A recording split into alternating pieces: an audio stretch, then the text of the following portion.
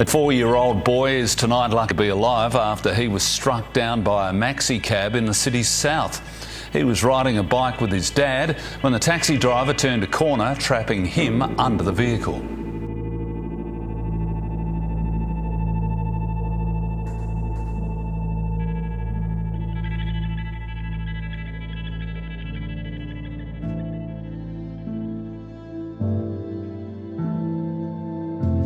So Jamie had gone over the intersection. The van had pulled up. Lincoln had entered the intersection. As Lincoln had entered the intersection, the van had continued around the corner and run him over.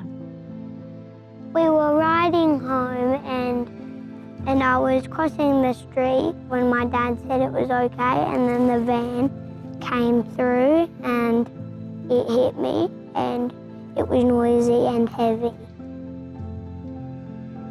And then I went to hospital to get my bones fixed.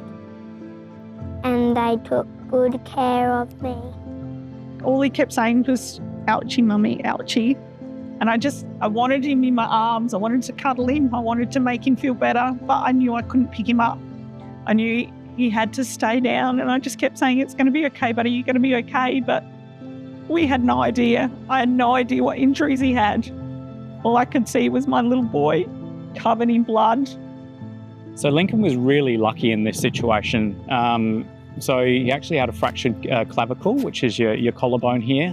He had quite a few fractured ribs, a punctured lung, which can cause a lot of thoracic or chest-based injuries, as well as quite a serious neck injury due to the impact from the accident.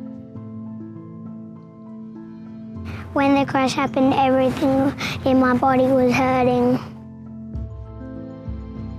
I couldn't feel my legs under the van because it was so heavy. My injuries was 1 broken collarbone and 3 ribs, and I had a lump on near my nose and 1 on my chest.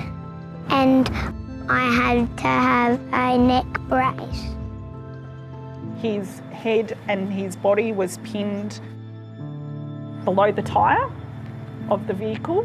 So it's just mere millimetres, and it could have been very different. Like he could have not been here. And, you know, you sit there and go, the what ifs, but he's so lucky.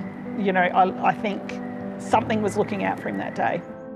So we go to a lot of these serious crashes, unfortunately, and the biggest thing for me that I seem to find is the common thing, unfortunately, is inattentiveness.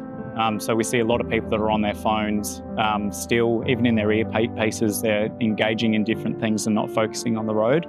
And if they aren't focusing, then yeah, this is one of the prime things that causes a lot of the accidents that we're involved with as an ambulance service. A maxi cab driver accused of running over a 4-year-old child at Plympton Park has fronted court for the first time. I wear my bright helmet lots and lots because my mum got it for me when I'm riding on the roads and on the BMX tracks and skate parks. My message to mums and dads and parents and grandparents: what's your child's life worth? If Lincoln hadn't been wearing his helmet, he wouldn't be here.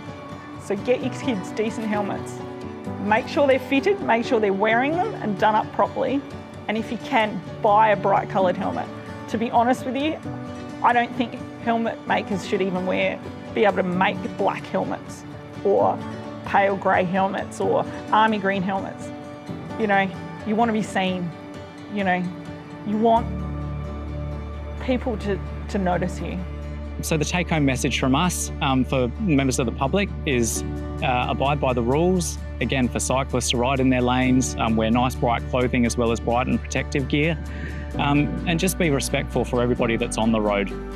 We now do BMX racing training, and he's raced his first few BMX races, which he loves too. Like anything on a bike, he's basically been born to be on wheels. I have a bright helmet and this is what you should wear.